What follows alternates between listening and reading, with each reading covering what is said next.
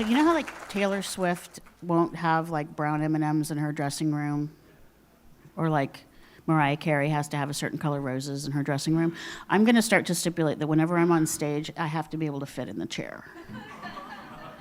So it's like a low chair. I think it's reasonable. Hi, I'm Susan DiMattei. Thank you guys for coming. This is Data in the C-Suite. And we're not going to do a presentation today. There's no PowerPoints.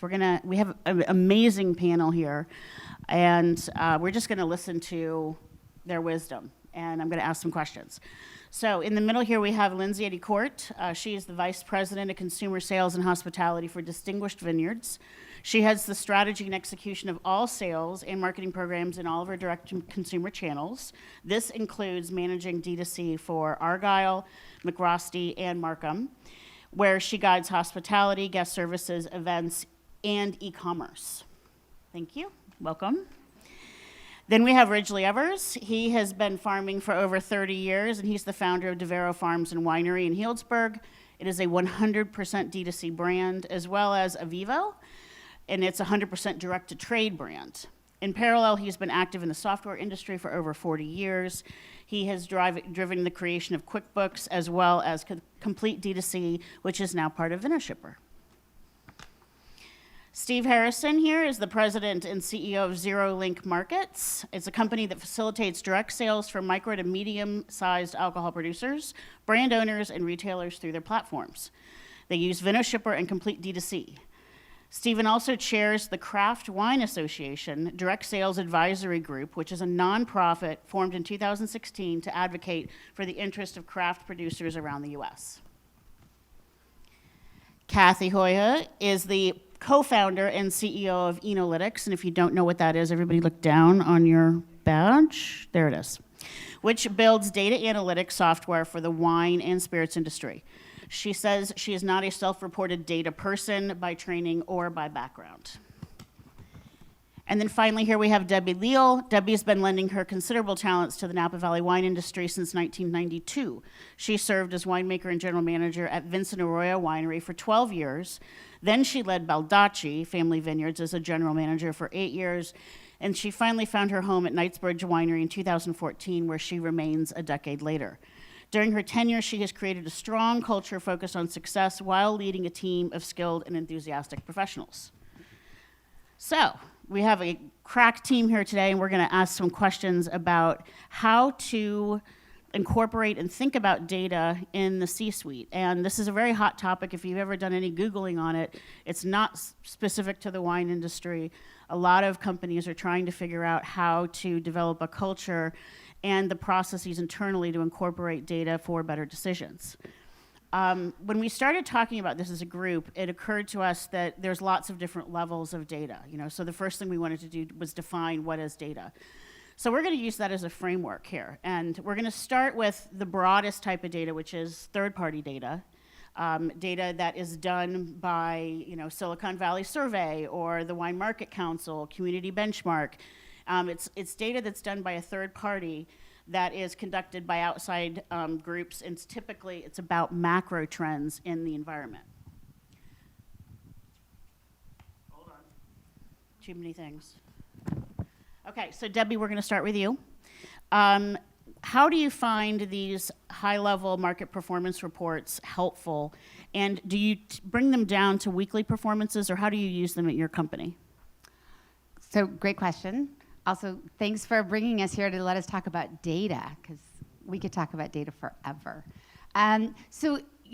Big macro data is great when I'm managing up, because ownership lives at macro, right?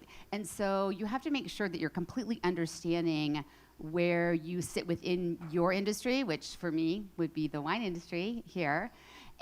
But you really, for us in management, we have to bring it down to our level and have it, like, if the industry might be not doing well right now, how does that relate to us? I have to know it immediately. So I think it is important on a macro level, but at the same time, there is nothing more important than the data that's generated from what we are doing, our sales and our visitation and the wines that we are making. And then do you use that data like a comparative analysis with previous years, or how you were you using it for maybe projections? So still on the macro level, probably not as much. Okay. You know, I think it's because, you know, we just got out of a board meeting and ownership doesn't want to hear that things aren't great. So when you say, well, things are not as good as they were last year, like that's not a really great place to start, right? So for us, I do think that it's great to be able to lead your team by talking about how they're doing this year compared to how it was last year. Because maybe we're flat, but everyone else is down. So that's actually good. Like, you're doing okay. You know, every day we have to come in and feel really motivated about how we're going to get to these high numbers. Everyone has very high goals every single year. So I think that that's how we bring it in. Yeah, I mean, it's nice to at least emotionally feel like you're not alone. Absolutely. You know, even if you're not making your goals, it's like, well, I can read in the paper, you know, that such and such is happening. Right.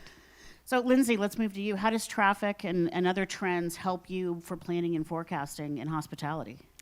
For us, I think it's everything. I think a lot starts with the top of the funnel, which is visitation. We use data in a lot of ways, talking about some of the same reports and sort of industry trends. I think the situation we're in right now is very much share, and where are you from stealing share, taking share, right? We're not seeing a ton of new consumers coming in.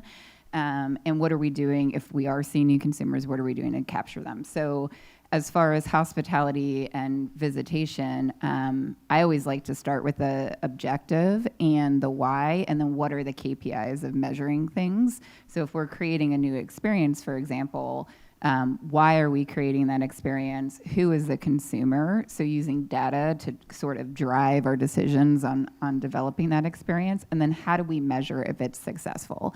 Because I think what happens is a lot of times you see in the industry, you know, we created a new experience because, you know, someone thought it was cool, or I really think that like this might resonate, but we didn't then set up, should we continue doing it? Should we pivot? How do we know we're successful? Should we do more of that?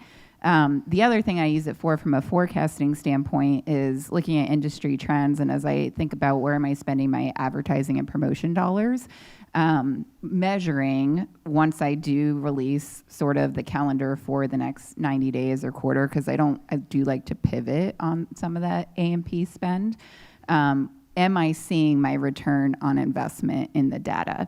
And not just from a visitor standpoint, but am I seeing the qualified visitors come through that I want?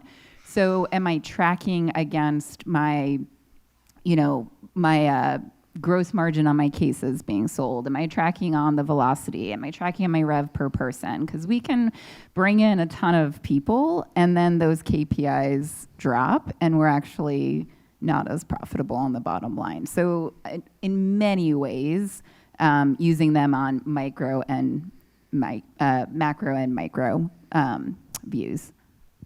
I want to put a pin in what you said earlier too about collecting data, which is, you know, consumer behavior data, and I want to make sure we come back to that.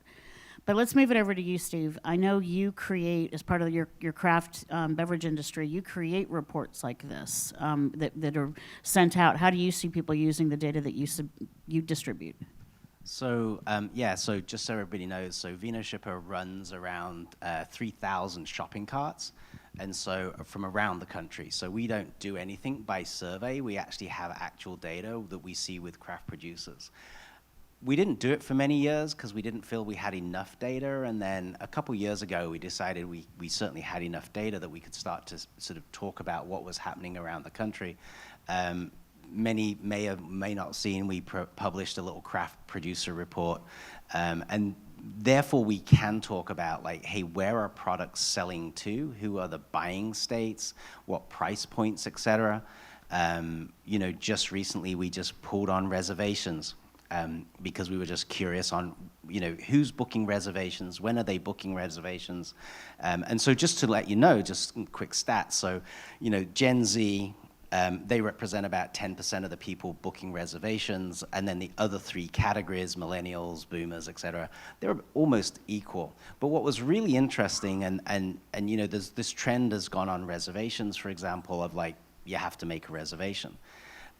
So the Gen Z folks, they will book a reservation, a paid reservation, they will book about 6 days in advance. If it's a free reservation, they will book it on average about 4 days. Millennials will book that same scope. They will book it in about 2.5 weeks prior to the event. So, we try and get this information out to our sort of pool of clients or publish it. Because it's interesting, because if you just have a reservation, and I think Tock, and I'm down on Tock because it locks you out the day before from making a reservation. They've literally just lost those Gen Zs that they want to try and get because they can't make a reservation the day of.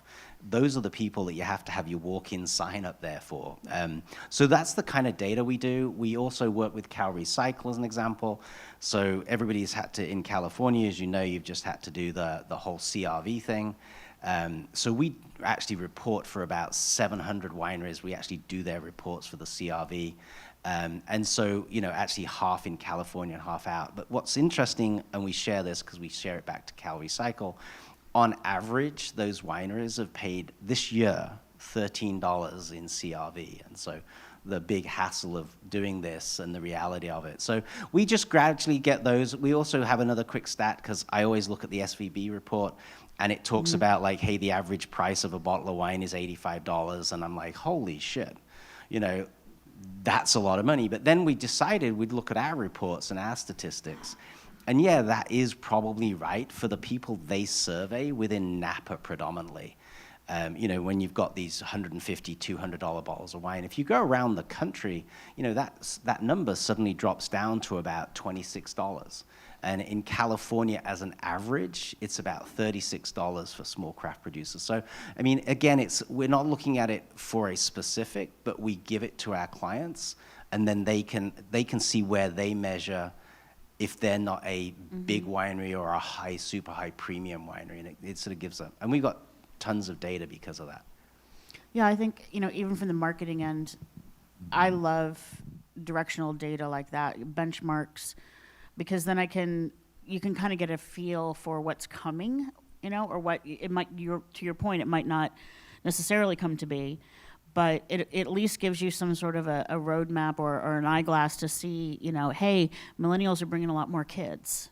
Maybe we should start brainstorming on programs for, children at the winery, or how is this going to affect, I don't know, gas prices are going up, shipping costs are going up. How is that going to affect things? I just want to build on that a little bit because we ran recently a report on visitation and booking and when people are booking, and we really use that to make decisions. We looked at where are they booking to, right? So we see people that are usually traveling in, booking at a certain amount of time out, right? Based on we do use Talk, but based on how far out they were booking, and then if we want to go beyond sort of where everybody's trying to pull visitation from, which is the Bay Area, we're very strategic on dollars spent at a certain time point, knowing we have bigger visitation goals in key market areas for us to sort of, whether it's lookalikes, et cetera, but we're very specific on where we go with dollars to drive visitation traffic based on some of those key trends. And then as far as how quickly are they booking close from a geo-targeting SEO sort of standpoint too, we look at, and those reports help us on very much. So we also look at time too, what time of day people are booking.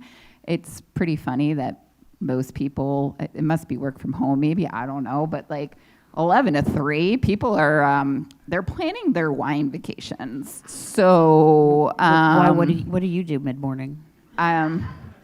I'm on the gram planning a surf trip. Because I live here, but yeah, so they're planning their wine trips, which is interesting too, because if you think about a consumer being in the mindset and they're planning their wine trip, when do you want to put additional money against advertisement? And when do you want to send your e-com offers? So it's super powerful to continue to dive deep into this. We have a client too that looks at specific geos and how much people spend, and where they want to do their Google ads. Yeah. Well, let's move on to the second type of data that we talked about, CRM. So that's customer data. And it should power a lot of what we all do. Even the most meager or smaller wineries, I'm hoping, are collecting information about their customers. And this is beyond than just their address, but hopefully a little bit about them, about their habits, their preferences, and things that enable you to service them better and have better customer service.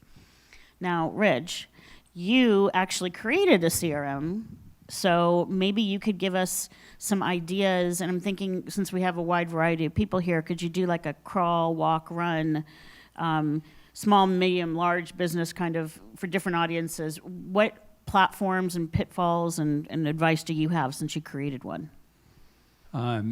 That's a very broad question. I think I can give you an answer in about 2 hours. Okay, got it. And this, we're going to talk more about this later, but it really does come down to, how big are you? What resources do you have? How hard can you, how easy is it for you to capture data, aggregate it, and so forth? And are you fishing or are you hunting? I mean, there are a bunch of questions like that that go into recruitment. And so that's part one, but then part two is retention, and part three is mining your existing customer base. And the more data you have, obviously, the more targeted you can be in reaching out and saying, here's something that's perfect just for you. But, so I'm also the guy who created QuickBooks a long time ago, and one of the things we learned in building QuickBooks was that in what we call true small businesses, there's no VP of anything. They don't have departments. Everybody does everything. And that is the bottom of the pyramid, and it's a really wonderful market. I love the true small business. I think it's a fabulous market to serve. But you kind of have to figure out how to put systems in place that get exceptional data through the ordinary activity of the business, rather than having to, rather than going out and trying to get like the worst thing in the world is to say to one of your employees, hey, you have to write this up after somebody's left. Just never happens. So you lose that. So how do you capture it in real time? Those are some of the really interesting operational challenges. And figuring out what data is going to be useful to you. It's not just nobody is short of data. The question is, what is actually going to be actionable for you? I was thinking about listening to you guys, and you're doing some amazing stuff. We're not in a position, speaking now as Devero, we're about a 4,000 case, 2,000 club member winery, 100% DTC. We don't have enough budget to move the market through outbound. So what we've had to learn how to do, and this has been really useful, is understanding our number one source of not just new customers, but new club members, is our existing club members. And so how do we actively engage with them and without ticking them off, to get them to refer people to us, because then it's a hot lead, it's not a cold lead. And people are coming for a reason with an expectation, and it's so much more successful. We have a limited number of hours in a day, we have a limited number of slots for tastings. How do we fill those most effectively? And that's where having the right kind of data is incredibly valuable. Lindsay, let's move over to you, and then I want to go over to Kathy. Let's go back to your topic now, because he touched on it as well, collecting data at hospitality. Challenges, how do you get around that? Yeah, I think one of the big things that we try and do is it's a lot of coaching with the team. It has to be embedded in the culture. We are very big on trying to make sure that anybody that's engaging with us, and this is whether it's web, in-room events, events in market with the sales team, right? We're going to start moving heavily in that direction of collecting data, is making sure that we use a QR code and we make sure that we get upfront what we need, and we're able to really start to figure out preferences at that point too. So I think it's about getting the data into the system, making sure that it's clean and that you're getting upfront what you need. And then I think it's, what are you doing immediately with it, right? It's hot data, if you would. We do use Enolytics. It has been extremely successful for us in the way that we are able, once we do get these names in, and they start engaging with the brand, for us to be able to pinpoint how the consumer wants to engage. So whether it's SMS text with Redshirt, whether it's an outbound phone call from our outbound sales team, whether it's email, where do they come from? And email, where's your automatic drip campaign, right? So I look at it from hospitality as like, get the data, but then what are you, like use a hospitality first approach to how people want to be talked to, right? Like communicate with them in the most effective way to get the highest conversion rate in which they want to be communicated to, and ask that question up front as you're getting the data. How do you want to be communicated with? Because if somebody doesn't like vanilla and you keep giving them vanilla, they're still not going to like it, and they're going to unsubscribe from whatever list you have. And then once you have the power, and we are very lucky to use a tool like Enolytics to be able to go in and say, okay, what does this consumer actually want to hear about? And being very segmented and focusing on micro and hyper segmentation on these lists for the different channels, we've just seen an incredible amount of conversion and average order ring go through there. To shocker, putting vanilla on sale doesn't make them want vanilla. Yeah. Like you're like, look, I'm giving you 30% off Pinot Noir, and they're like, I don't drink Pinot Noir, unsubscribe, right? But if they get a phone call about a new release of Chardonnay that they've purchased in the past that they love, like you don't even need to give the discount up first, especially if they want to be communicated to by phone, right? So I look at it as like hospitality lens and what you're doing with data, even outside of the tasting room, right? When we do events, we want to make sure that like everybody that's coming to the event, we get their email, right? And I think it goes, again, it's training, it's cultural. How much can you get up front? So if you have a reception team or how you take your reservations, be thoughtful on sort of what you're able to get up front, because that also helps you sort of customize. I don't know if anybody attended MJ's talk on Customer Vineyard, right? But there are people that are using even other analytical tools to be able to figure out who's coming in through their door too, and really customize and personalize that experience for them. So whether you're able to use a tool like that or you're training your team to input that information, it's incredibly important. I'm going to go to Kathy, and then can I come back to you? Okay. Okay. So that was kind of a commercial for you. For those of you who don't know, Enolytics is a very powerful, wonderful data warehouse that can sit on top of your data. Kathy, why don't you talk a little bit about what are the top things you're seeing you're seeing your clients have success with your tool?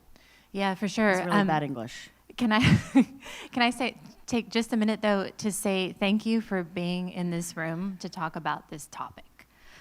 This session, I don't think could have happened 3 years ago, even. The fact that so many of you are interested in here and giving time to think and hear about this topic, I think is bodes well for you and bodes well for the wineries and the businesses that you work for. So first of all, thank you for being here. I think what we're hearing from all of these applications and all of these people is that data is dynamic. Data is dynamic. It changes literally by the moment. And there's so much that you can do with it depending, to Lindsay's point, on your goal. Like what's your objective? You start with the objective and then sort of work back from there about how you gather the data and how you slice the data and how you do your research. And I feel like from what we're seeing, the usage of the software, the single most often clicked link of the entire software is who's at risk of leaving the wine club. Because of course the wine club is the most profitable channel for most wineries, if not all. And so you want to know who's at high risk, who's at low risk, who's at medium risk of dropping out. So that is, I would say, the most clicked on link, the most clicked on application. But in general, segmentation of the database is where we're seeing most of the ROI come from. Make the right offer to the right people at the right time. And it's actually pretty easy to do. And I know that a lot of questions are about, well, I don't think that I have enough data, or I don't think that I'm getting the right data. And it's true that we need to do some cleanup and sort of work around that. But I would argue that you have more data than you think, and it's an awful lot more powerful than maybe you realize already. Great answer. Debbie, let's go over to you. You had a comment on what Lindsay was saying, and then I also wanted you to talk about, when we were talking before this, you had a targeted product launch kind of use case that you wanted to talk about. I'd love to hear about that. Sure, absolutely. So the only thing I was going to add to what Lindsay was saying is that I don't think you should be afraid to try different ways to get data. You know, I mean, it's really great if the data fits into a neat little box and you can search it and you can figure it out. But we are selling wine to people, and people have long sentences about who they are and what their preferences are. So don't be afraid to encourage your team to talk to people and to have longer information to put into your CRM, which might not be in a perfect little box, because then you can go back and find out more about that person when there's the time. And yes, you can know that they love a specific Chardonnay or that they live in West Texas. Like, that's very easily knowable things. But what's not easily knowable and what keeps people being part of who you are and helping us build a winery like Knightsbridge is knowing more about them, like knowing the why behind who they are. So for us, we use great tools, but we also use some pretty basic conversations. So what you were saying about, you know, don't be afraid to ask a lot of questions when you're making the reservation, to find out as much as you can. You know, it's just a different way of getting data, and it doesn't look as neat and tidy as they bought 6 bottles, but it's still just as important. So I think that we, at least, are still trying to learn to be able to put the narrative piece of data into the quantifiable piece of data. And the database schema is always hard for that because you don't have fields and you can't search on notes like that. Exactly. You can't search on But Terrier. it's so important. Yeah, yeah. Yeah. So one of the things that I was asked about is, you know, how have we used data to make anything that we're doing at the winery more successful and obviously more efficient. We only have so much time, all of us. So we as well use Enolytics, and we had recently a new product release, which is actually sort of exciting. I think we all have new vintages, or we have a new, I don't know, type of something that we decided to make. But we recently purchased a new vineyard. So we had a brand new, like, real product that actually had its own channel in our Wine Direct. Like, it was amazing for us. So we sold this wine on futures for over 6 months, and it was fantastic to see the reception.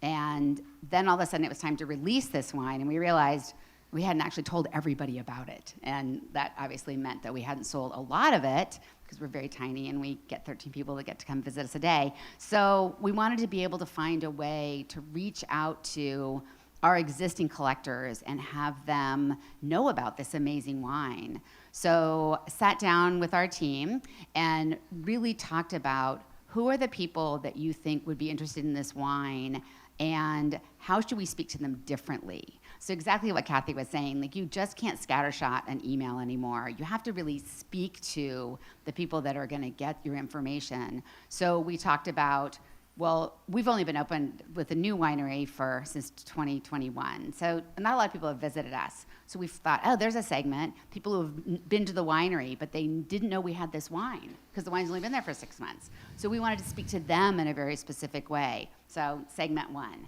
Then we had, well, people who came to the winery and they maybe tried it and they actually didn't buy it. Shocker, but like, let's give them another chance. Let's speak to them in a different way. And then there's all the people who haven't been to the winery, because even though the winery's been in existence since 2006, the winery didn't open until 2021. So there's a lot of people out there that know about us that wouldn't know anything about this wine. So we went through, and with the help of Enolytics, we established these lists. And the most important piece about establishing these lists is we removed all the duplicates, because there would, I mean, some of these people are the same people, right? And then, you know, I think I could be reminded there were more segments. I mean, people who have already bought the wine and they got it, and we should reach out to them and see how they liked it. So there's just so many ways to get tighter and tighter in talking to your customers. And they know it's a business, but they're really happy you're sharing this information with them. So it was, you know, really successful. And I think that what we found more than anything else is that it is an email or an SMS. It's the beginning of a conversation. It isn't the sentence period, we're done with the interaction. It's the offer to start the dialogue. So it's nice that you're starting the dialogue in the right way to the right group of people. Interesting. And the campaign had great performance? It was good. Yeah. I mean, it's a hard wine to sell, and we know it's a tough environment, but I would say yes, it Good. was a success. So Ridgely, you had notes here when we were talking before this.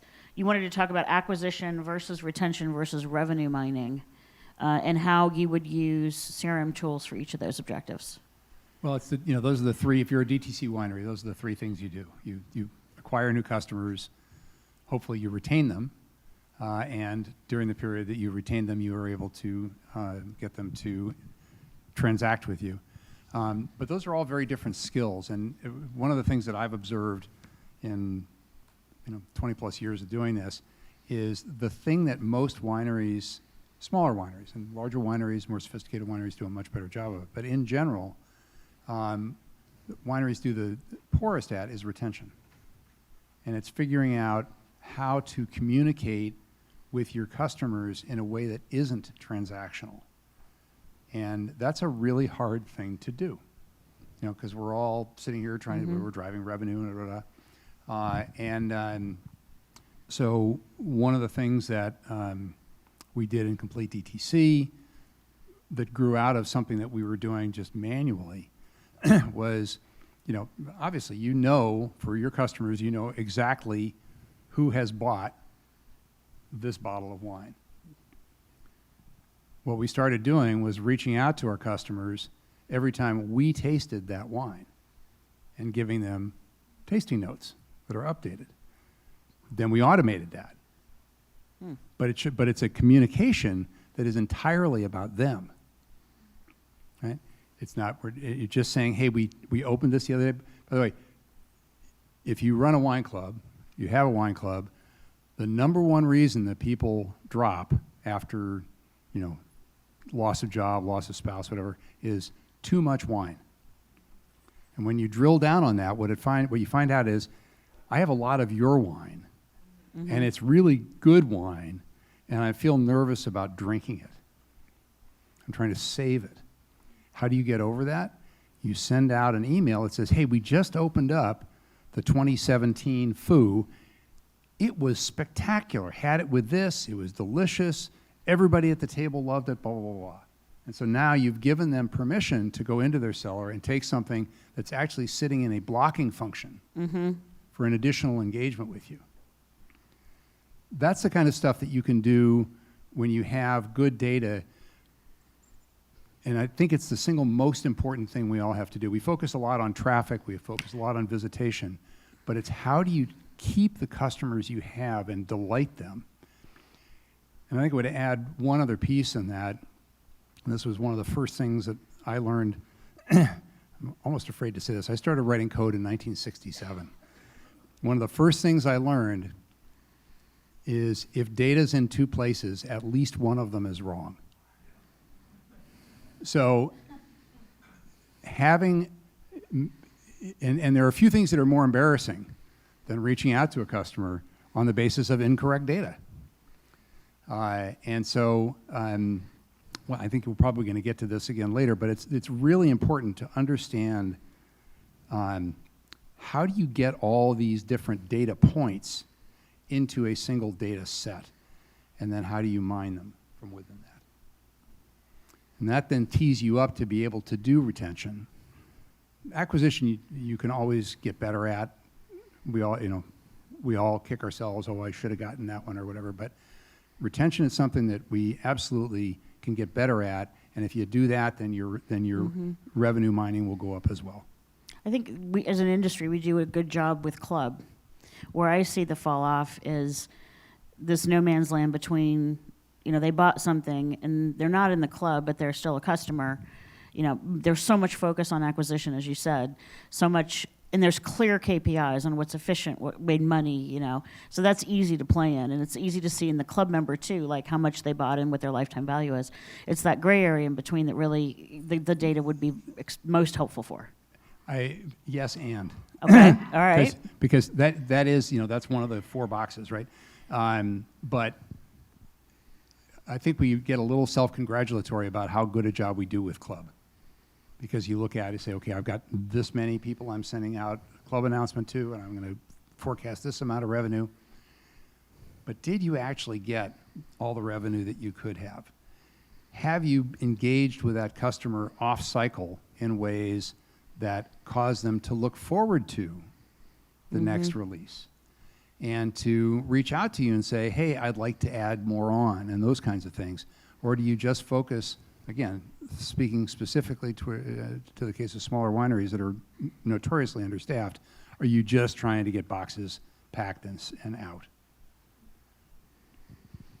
Kathy, talk about identifying the data advocate and the importance of having one in your organization. Okay, so spoiler alert, all of you are data advocates. The fact that you're here, and I would like to sort of put out there that I want to stop talking about data analysts and start talking about data advocates. I think that the data person is not going to be the person who is sitting off in the corner, like in their wire rim glasses, looking at their spreadsheets. Like that's not, it definitely used to be that way, but I think that all of you are not sitting off in a corner with your wire rim glasses and your spreadsheets. You're here, you're engaging. I think that the idea of a data advocate, I feel like it is rising to the surface. It's that person who's willing to raise their hand and get in there every day. Get in the weeds, learn the systems. Like, yes, there's a learning curve, get on it. Because that person moving forward especially is going to be so incredibly important to the business. That person is going to earn themselves a seat at the table because they're going to be generating revenue for the winery. That person is the data advocate. If you are the C-suite, if you yourself are the winery C-suite, then maybe that's you. Or maybe you identify somebody who has enough interest and curiosity, not necessarily the training, but the interest and the curiosity and the willingness to make the effort to be that data person. So yeah, so it's already you. And who else can you from the C-suite empower to also be that data person, that data advocate? Okay, I'm going to move over to some of the questions you guys turned in. As a company leader with so many data sets available, how do you make sure to focus on the areas you can to make the biggest impact? Who wants to take that one? I have no, not. I will. Okay, go for it. I think you gotta look across all of them. And I was talking to somebody about this earlier. Like, I think back in the day, like 80% of what we did, we made decisions based on like our gut. We're like, oh yeah, that sounds good in this industry, right? I would say today, like 90% of my decisions are data driven. At least 95% are data driven.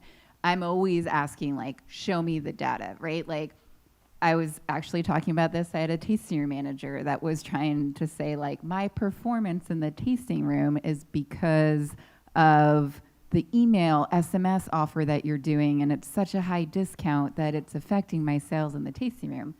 And I was like, awesome.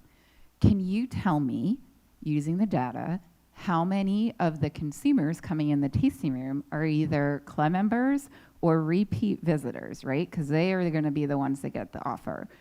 Your club conversion is new consumers that have like never seen the offer. Like, that is not a problem with a area that I'm trying to invest in and grow. That's an issue with like training, right? And we got to go back and talk about that.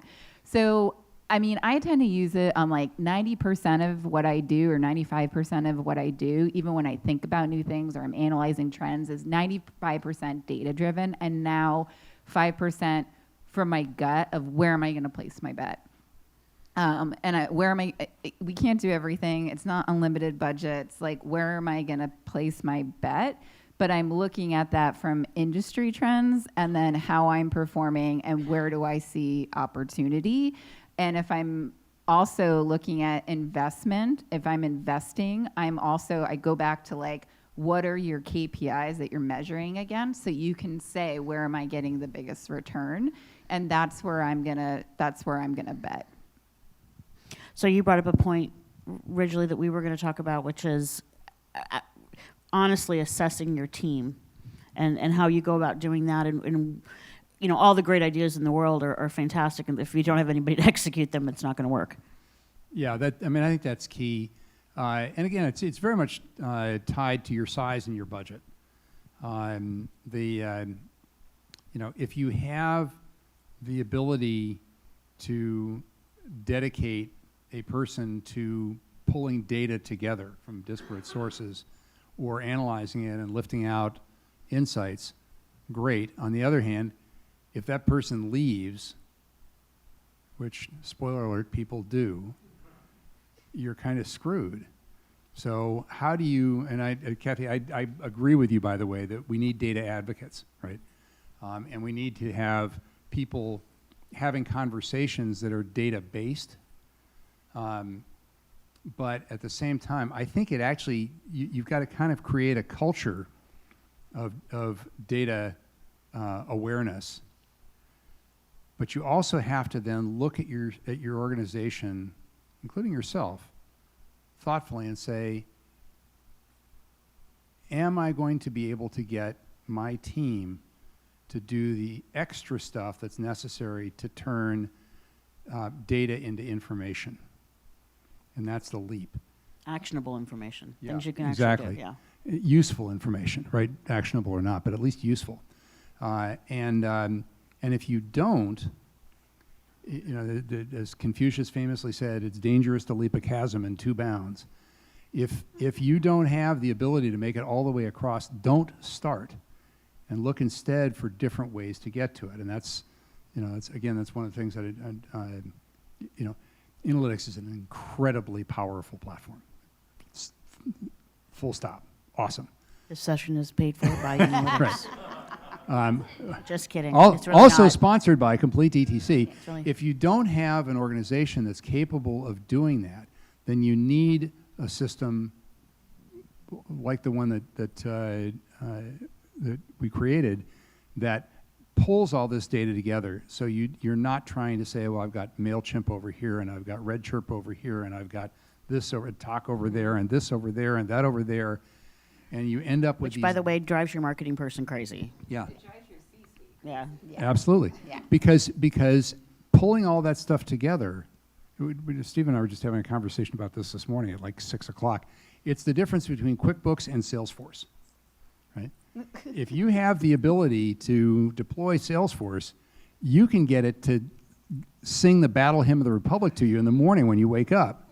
If you don't set out to do that, and be honest with yourself about what your organization is capable of, and choose your tool suite accordingly. Debbie and then Kathy.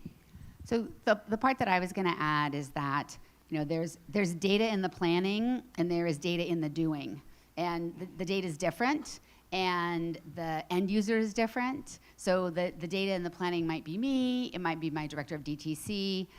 The data in the doing are our tasting salon hosts, and I don't want to crush them with data, whereas Alicia and I might just sit there and be like, this is what just happened, and this is just what happened. So if you have sort of automated tools in place, you can, in real time, see what happens, or the next morning you can see what happens. But I think it's really important to not overburden those that are actually doing the face-to-face selling of wine. Give them goals, give them actionable goals, and let them see it. I think we do it every week. Have them look at where they are in their scorecard, but don't ask them to live in the data the way that we want to live in the data.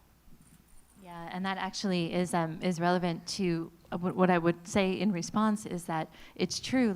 Not everybody has the bandwidth or the willingness or the interest, frankly, in really becoming a super user. But the super users are incredible, and they're able to replicate what they do at scale. And so as things move forward and as things progress and as these tools are available for a longer period of time, what we're finding are people raising their hand to say, I'm actually going to be a super user and I'm going to do it on behalf of different wineries, marketing agencies, CPA agencies, partial CMOs, that sort of thing, are actually figuring out what they could do in order to help not only their, maybe if they're in-house at a winery, great, but if they are working with several wineries, then that is sort of becoming an application that we didn't expect, that we didn't anticipate. But that is part of the point of the dynamism of data. You don't know what is possible until you try it out or until you see what's available. So I think that's really, to me, that's promising looking forward. And that would be a lovely ending, but I have one more question. We are at time, but I think this is a really good question. We haven't talked at all about wholesale. So the marriage of now the ability to look at the customer as a 360, the D2C all the way to the wholesale. How are we, anybody want to touch on that topic? So I can talk a little bit, but actually we stay away from wholesale specifically, but we do focus on self-distribution. And so we're teaching, again, when you see it from a sort of a mass market basis, you can actually start to teach. We use the data to teach all our clients how to do that step. Because for the vast majority, and we talk the sort of the 90% of producers, they don't have opportunities for a lot of wholesale. And so getting into the self-distribution, there's sort of 13 or 14 states where people can do that now. So we actually focus on those statistics and how we can use data to help them. Wholesale, it's for the privileged few these days, and it's getting harder. So we focus on giving, again, our clients the tools to do these other pieces. Those of you may have seen, I was just texting, just as a little statistic out there, 60% of our client base, so again, 3,000, so it's about 30% of the market, 63% of transactions now are on mobile devices, just as a data point. So an interesting stat, but if your website is not optimized for mobile devices, you're missing out substantially. Kathy, wholesale? Yeah, and I just want to be sensitive to the time as well, Susan, but a callback to earlier sessions today was how to leverage DTC data to sell more into wholesale and vice versa. But knowing your DTC customer, knowing where they are, what they've bought, what they look like, walking into a meeting with your distributor with Should that, they know that? empowered with that information. The distributor, and it was Nick this morning from RNDC who said this. He's like, I'm looking for that information. Like, please tell me, because that frankly helps him narrow his task, and it also is very empowering to the winery, to the supplier, to come in there with some leverage in their distributor. Go ahead, Rich. Bring us home. Yeah, I'm literally, I literally am in the process. I had a great slide for you guys that I got to Susan late because we're literally. You got me the slide yesterday at 4 o'clock. Yeah. Come on, people. No, I didn't. I got to you the day before at 4 o'clock. I You said didn't no. see it until I yesterday just- at 4 well, o'clock. I'm But that's busy. okay. Exactly. Still. Yeah, exactly. I have Marshall McLuhan right here. But I'm literally in the process of launching a national wholesale brand into distribution, and we're pairing it directly with a D2C component, specifically to be able to go to our distribution partners and say, because we're doing national PR, to be able to catch inbound interest in response to articles, instant media, or social media posts and so forth, that result in an order or an inquiry, and say, here's a pocket, here's where there's opportunity. And the distributor, we're working with Breakthrough, which is one of the top 3 distributors. Their eyes got big when we said, we can do that. And they said, wow, that's all data you can capture passively through just the normal operations of your business. That's tremendously, it's not actionable for us because we don't get to choose where the distributor says they're going to go, but it allows us to go to a distributor and say, there's an opportunity here, and boy, are they grateful to see that. All right, Ridgely, Leslie, Kathy, Debbie, and Stephen, thank you so much. Lindsay, I'm so sorry. And I'm Sam. So thank you for joining us. Thanks very much.